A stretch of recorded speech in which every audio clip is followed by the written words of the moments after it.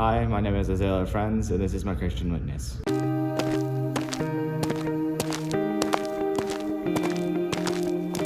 In my life, I've been forgiven of my many sins. Forgiveness means a lot to me because God told us to forgive each other and our enemies.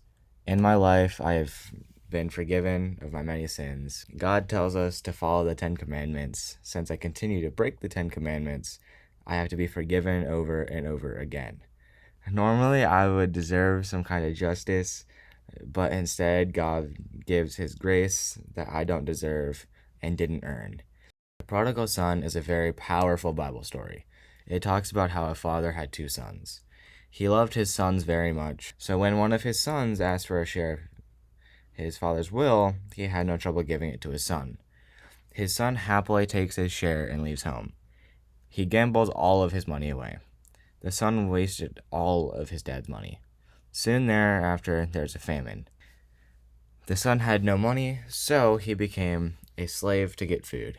The son thinks of his father's slaves and that they have so much food. Unfortunately, the son is too scared to go back to his home because he is afraid that his dad will be angry for what he has done. He eventually decides to venture back home. The moment his dad sees his son, he runs straight to his son. He immediately forgives his son. The father gives his son grace by forgiving him, even though he never deserved it. Just like the father of the prodigal son, Jesus will run to forgive us no matter what we have done. God says to honor the 10 Commandments. Even though I go to church, I pray, and I believe in Jesus, I'll never be able to keep all 10 Commandments. I haven't killed anybody, but God says once you break one commandment, you break them all. The first commandment is, you shall have no other gods before me. I have put many things before God.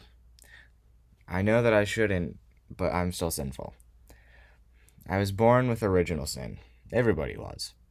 Even though I'm sinful, God still gives me grace by forgiving me of those sins. In Genesis 37, it tells the story of Joseph and his brothers. Joseph is his father's favorite out of the 12 children. Him being the favorite angered his brothers. To try to get revenge, they sold Joseph into slavery. He was bought by a captain of the guard for Pharaoh. He made Joseph his second in command. When a famine fell over the land, as Joseph predicted in the dream, Joseph's brothers went into Egypt to get food. His brothers didn't recognize Joseph. Joseph had every reason to be mad at them, and had the power to take revenge on all the pain and suffering that he had endured. But Joseph was a man of strong faith, and was able to forgive them for everything. His brothers never deserved forgiveness, but Joseph gave them grace. In my life, I have had to be forgiven many times, by many different people. But I have also had to forgive others. One example of a time when I had to forgive someone is when I had to forgive my classmates and peers. I have known people who have bullied me and accused me of things that I didn't do. They've lied to me and others. There's many times that it made me so upset that I didn't know what to do. It'd be so easy to do these things back to them, but I didn't. The last thing I wanted to do is forgive them.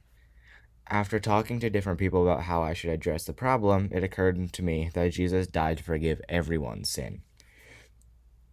Then I felt this problem had solved itself. Because Jesus had forgiven us, I could forgive them. Jesus comes running to forgive us. Jesus comes running to us because he knows our circumstances. Like the prodigal son, I want to do my own thing. Thanks be to God that he ran to the cross to forgive me and restore me. Because he lives inside of us, we can run to forgive and restore others because of the Holy Spirit. Even though it might be hard. They might have wronged you, but if Jesus can give us grace and forgive, so can you. Forgiveness is one of the strongest things in this world. Forgiveness is what brings enemies together. We should go running to forgive people who have wronged us. Forgiveness is powerful. I would like to thank my grandparents, my parents, and Brandon for helping me grow in my faith with Jesus.